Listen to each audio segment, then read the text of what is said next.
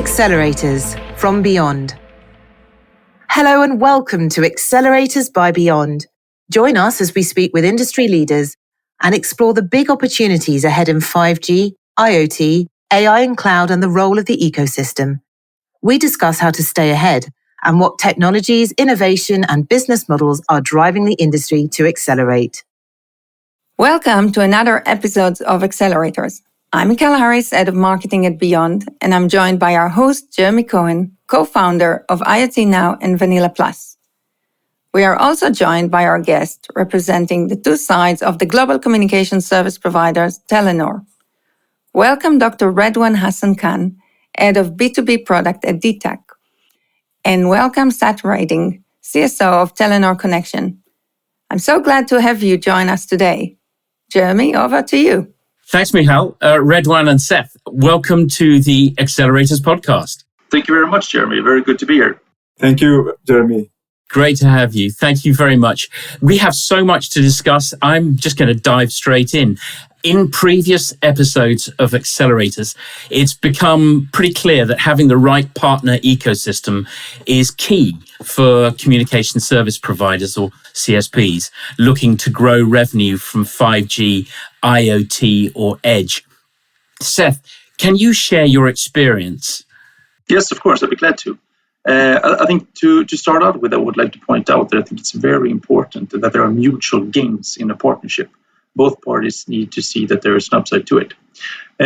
From Telenor Group, we obviously have a partner organization that sort of handles the large relationships with actors like Google and Apple. And we have smaller relationships, I think, also within a Telenor Connexion level. What I do found very interesting, though, is the relationship and the ecosystems where actual customers work with each other, where we sort of tend to be more like partners rather than supplier and customer. So I think having those mutual gains in these different settings is really important. And I think also facilitating different relationships where different companies can play different parts depending on what the actual need is from the end customer. So, Reduan, what would you add to that from your own experience? No, I think it's super important for dtac to rely on the partnership. And from dtac's point of view, we have taken a number of initiatives. Previously as a telco, we were more into vendor-purchaser relationship. But, now we are in the relationship of equals with our partners, especially in areas of IoT co-creation, SaaS, software reselling for our SME customers. So I believe, this is the way forward. And of course, this is a part of our overall strategy. Seth, coming back to you, how are Telenor Connexion and dtac involved in the rollout of 5G now? Well, within Telenor Connexion, I would say we're primarily focused on solution and value that the 5G can actually generate. We are an MVNO, so mobile virtual network operator. So we're actually utilizing other mobile network operators' networks, which means that we look at what these networks can actually bring in terms of future benefits. It's to societies, to the individual. And obviously we do that in collaboration together with the local companies that we have in a global scale. And I think, obviously it's both within the Nordics as well as here in Asia. And in Asia, we work very closely with Reduan and dtac. And Reduan, you mentioned that Thailand is leading the 5G rollout for Telenor Asia Group. This is particularly interesting because so far, I think it's fair to say most attention has been focused on countries like South Korea and China. What does 5G look like for you? That's a good question, Jeremy. I can explain it in 2 points of view. One is from the government's point of view, from public sector, and from private sector. In terms of public sector, I think the government of Thailand is very keen with 5G. The people are very enthusiastic about 5G. We see a lot of discussion on the typical government use cases like smart cities, smart utilities, smart transportation.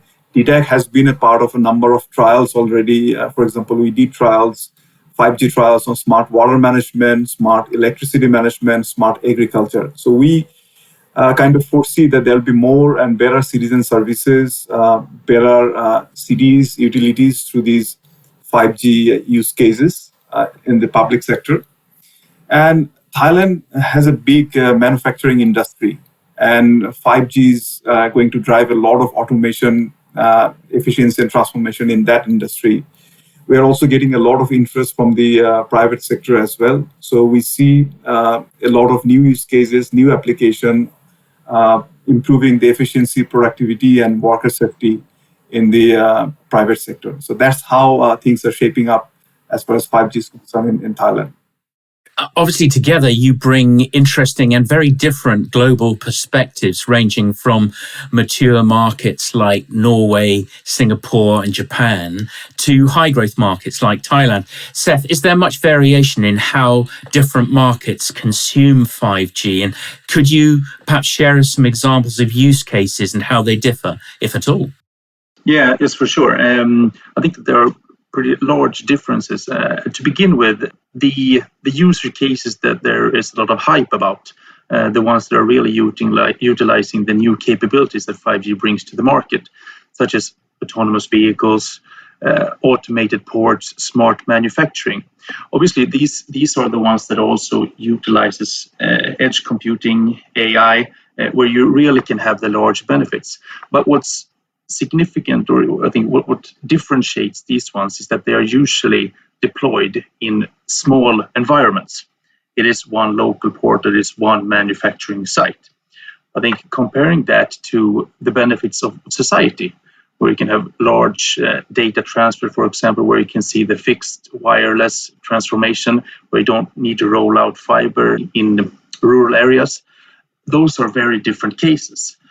Obviously, there are differences from a global scale on how the consumers utilize this data. I think that will change over time. There is also a direct relationship to how these 5G networks are deployed. You mentioned Korea as one example. They have a very high level of rollout for the moment. I know the Telenor Group, for example, have the ambition to have a nationwide rollout in the Nordics by 2023 from a population perspective. And obviously, that rollout needs to be covering all roads, for example, and able to enable autonomous cars. So I think we definitely see variations over time. And obviously, an individual country's economic state has a large impact on how those things are actually being utilized. Reduan, what's your perspective on the differences in between the various markets? Yeah, I think, every market has their unique needs. And as far as Thailand is concerned, it has a heavy manufacturing industrial base here. They need automation and efficiency to compete with other markets. So the initial interest and traction are coming from those sectors. The government is also very keen as well. So obviously, there are a few challenges. For example, if you compare with 4G, 5G needs an ecosystem. So it's not just the connectivity. The whole ecosystem needs to step up, be it device, be it platform, use cases, and etc. Still very early days in Thailand. There are a few challenges due to pandemic, due to the economy of scale of the devices. But we see all good indications, all good pointers in the market, and hopefully, things will ramp up soon.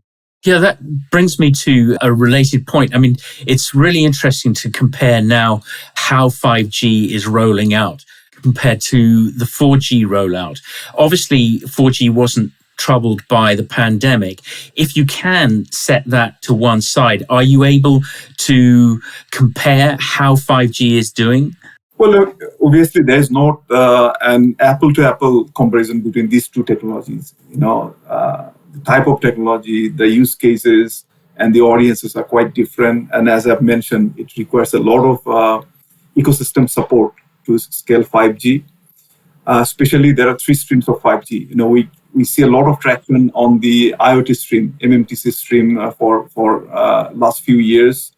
There's a new evolving space in the 5G private network and edge, which is evolving towards URLLC for the future use cases. And then obviously there are a lot of kind of customer expectation on the EMBB, enhanced mobile broadband side. But obviously there are a few challenges as well. And obviously pandemic is an issue. But we are quite hopeful that it's going to pick up soon.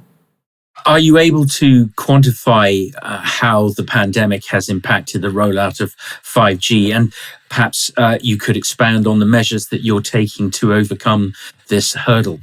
I think, pandemic has multiple effects. There are some local dynamics. For example, the companies are more concerned about their bottom line. So they are slashing costs, delaying projects.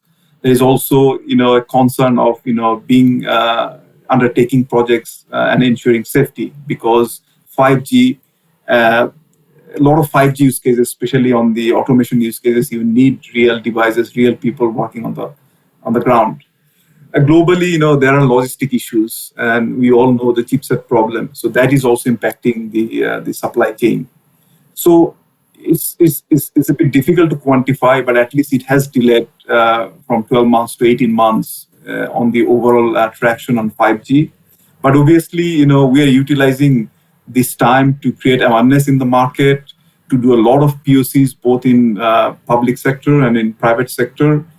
I think that creates a good awareness and demand. And hopefully when things starts to get a little bit normal, we'll see that more and more projects coming in, and we will be able to recoup the loss or the delay in the journey of 5G. Seth, Rydwan has talked about the impact in Thailand.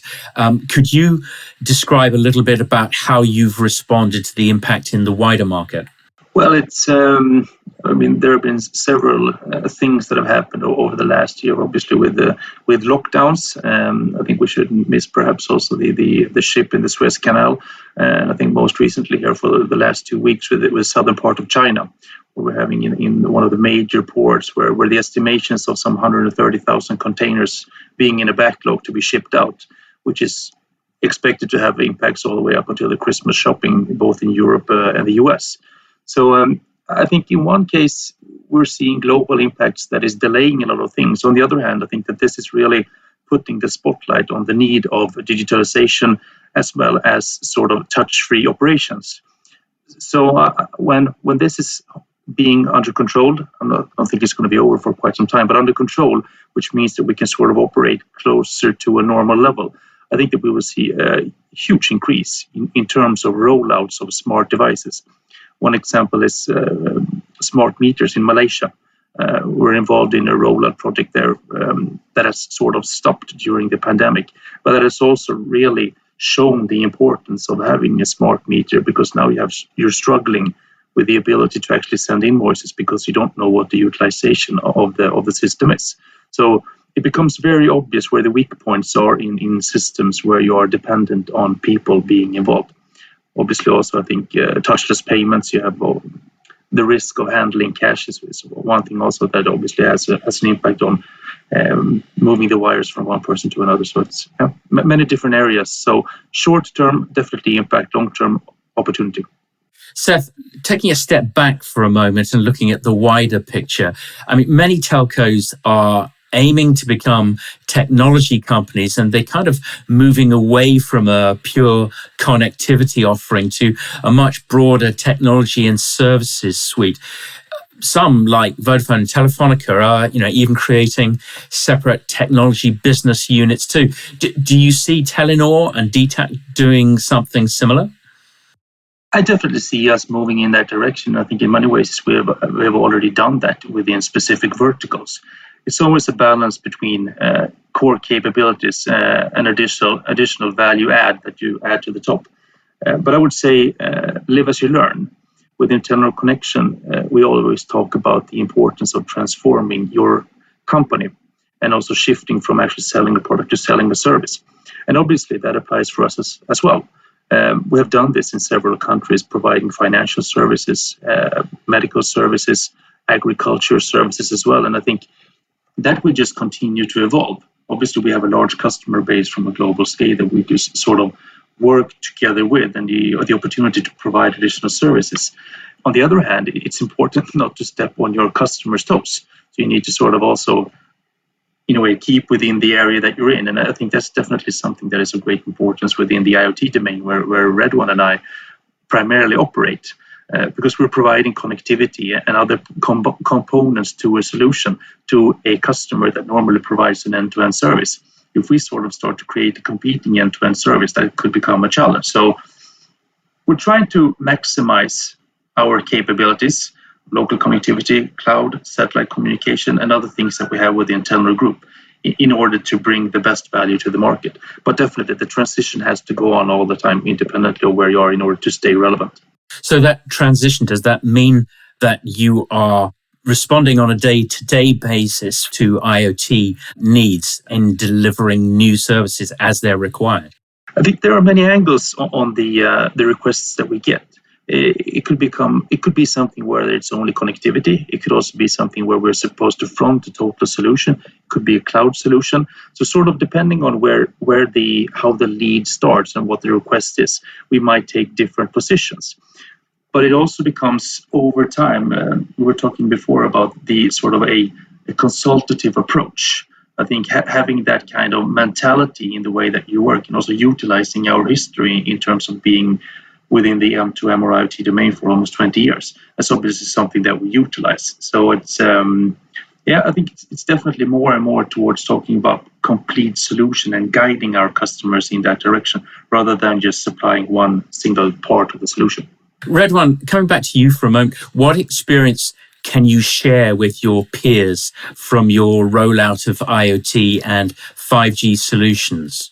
Yeah, thanks. Good question, Jeremy. I'll build on top of what Seth just said. Our customers don't, especially the enterprise customer, they don't want a connectivity provider. They want us to be a strategic partner, to understand their problems, their business need, and give them a solution. So this is exactly, we need to do if we are to kind of, win in this area. We need to understand customers' problem, and we need to give them a solution, not think in terms of technology and product. The other thing is that, whatever will be we suggest or we propose, it has to be future-proof. The technology landscape is changing very fast. But we need to ensure that customers' investment, their TCO is at least safer in the short term and also in the near term. So we need to propose something which is future-proof. For example, all use case doesn't need 5G. You can do it in 4G. You can keep the cost limited, and then you go to 5G when you have a real need. So future-proof is something that is super important. And the last thing is that 5G is not a solo game. It's a teamwork, and it has to be a co-creation between a customer who has a problem and a partner of dtac or Telenor and the capabilities of dtac. So that's how we are kind of doing it. We are trying to always look for co-creation, always look for solving the problem, not to position our product, and finally, thinking from customer shoes. These are fascinating and huge changes for any business. I mean, Seth, would you care to add anything to what Reduan has said about the future-proofing and the shift away from pure connectivity? So what I would like to contribute here or add is that I think it's very important to start small. And I think also time to market is of great importance. Getting some kind of proof of concept in the market fast to sort of try to show the value of the solution that you have created.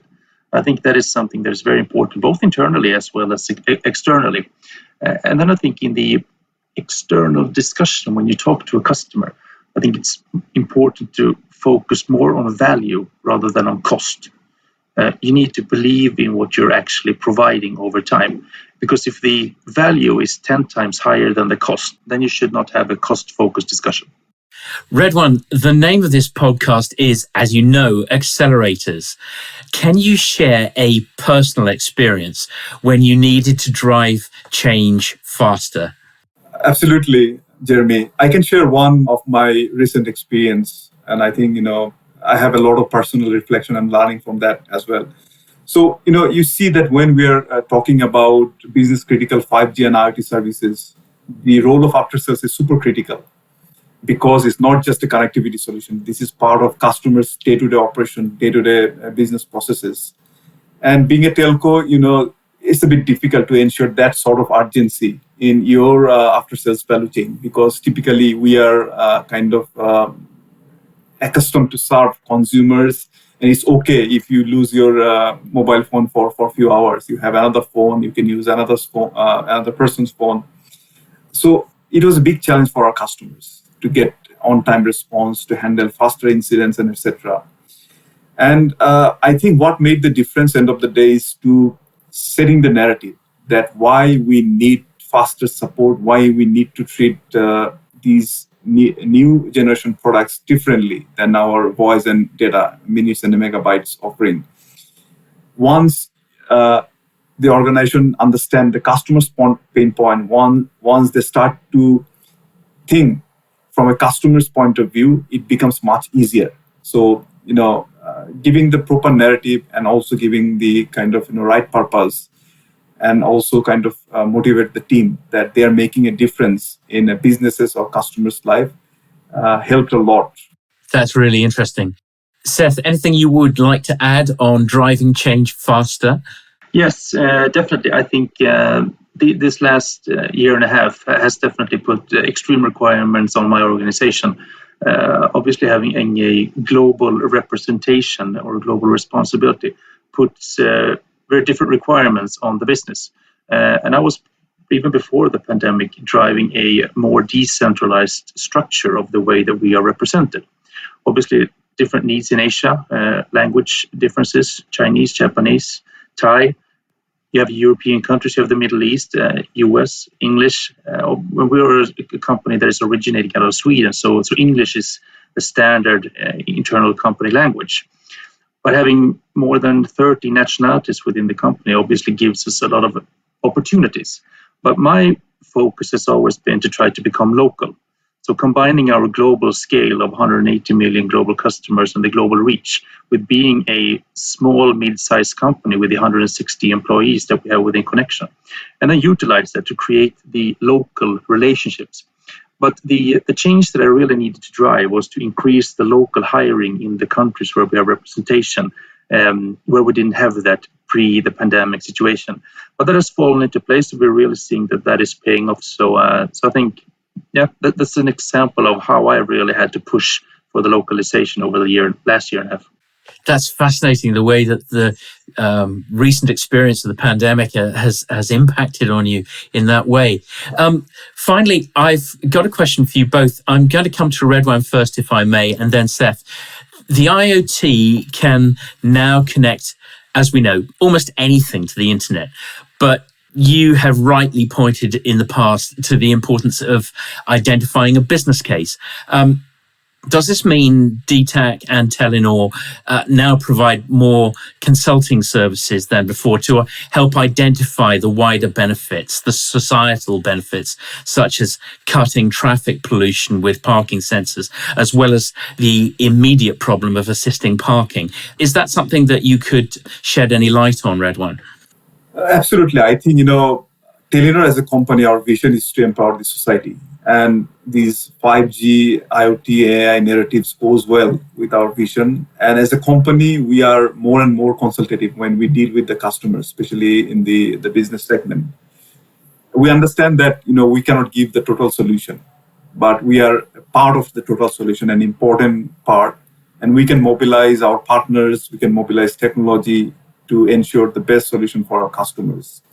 Locally in dtac, when we engage with our customers, we engage with an open mindset. In Telenor, we have been practicing design thinking for a while. And when we approach our customers, we also go with this design thinking approach. We approach the problem and then we position the solution. And our value proposition in Thailand is that we have the local expertise. We have our people, our network, our technology, and we also have a global expertise through our Telenor group. And combining this local presence and global expertise of Telenor, we are in a position to give the best solution to our customer. And that's how we try to position ourselves and provide services. Thanks, Reduan.